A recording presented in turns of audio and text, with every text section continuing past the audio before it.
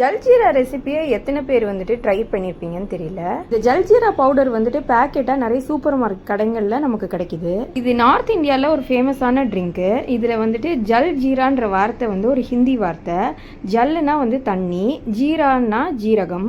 இந்த பவுடர் மட்டும் இருந்துச்சுன்னா 3 நிமிஷத்தில் 3 இன்க்ரீடியன்ஸ் வச்சு இந்த ட்ரிங்கை ரெடி பண்ணிடலாம். புதினா இலை, லெமனு, இந்த ஜல்ஜீரா பவுடர், இது 3 போதும். கப்பில் 1லேருந்து 1.5 ஸ்பூன் வந்து இந்த ஜல்ஜீரா மசாலாவை ஆட் பண்ணிக்கலாம். அரை மூடி லெமனு, புதினா இலை, அதுக்கப்புறம் தண்ணி எல்லாத்தையும் சேர்ந்து கலந்து விட்டுக்கலாம். இதில் நீங்கள் ஊற வச்ச சியா சீட்ஸும் ஆட் பண்ணிக்கலாம்.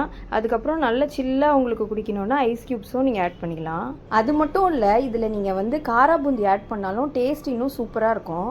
ஜீரகம் இருக்கிறனால நல்ல டைஜஷனுக்கு யூஸ்ஃபுல்லாக இருக்கும். அது மட்டும் இல்லாமல் புதினா லெமன்லாம் நமக்கு உடம்புக்கு குளிர்ச்சி தரும். இந்த மசாலாவில் ஏற்கனவே பிளாக் சால்ட் இருக்கிறனால டேஸ்ட்டும் ரொம்ப டிஃப்ரெண்ட்டாக இருக்கும். இந்த வீடியோ உங்களுக்கு யூஸ்ஃபுல்லாக இருந்திருக்கும் நம்புறேன். இந்த வீடியோ பிடிச்ச ஒரு லைக் கொடுங்க. நான் இன்னொரு வீடியோவில் சந்திக்கிறேன். Thank you, by.